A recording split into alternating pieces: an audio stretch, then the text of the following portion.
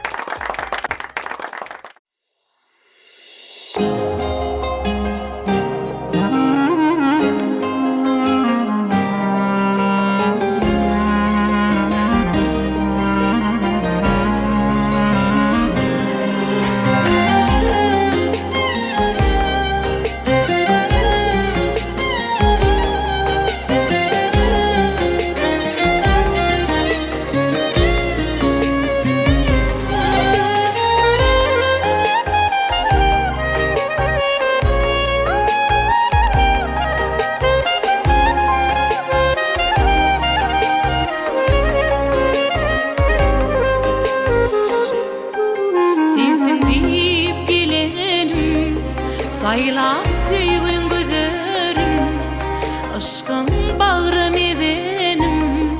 Bilmedin yar sen misin, sensin deyip gelenim.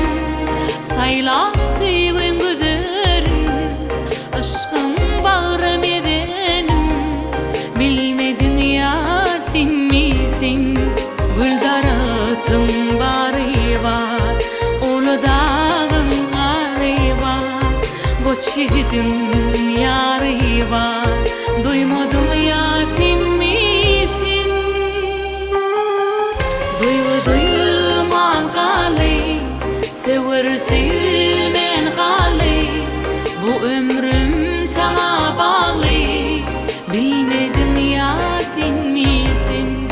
Duyman kalay, sever sevmen kalay. Bu ömrüm sana bağlı, bilmedim yar sen misin?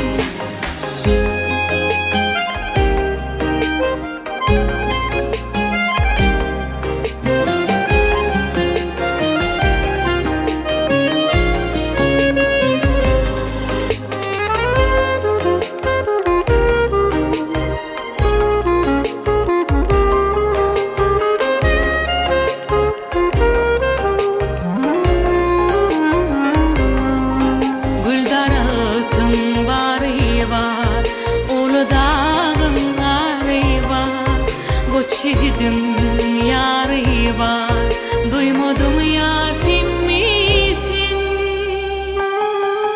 Duyman kalay, sever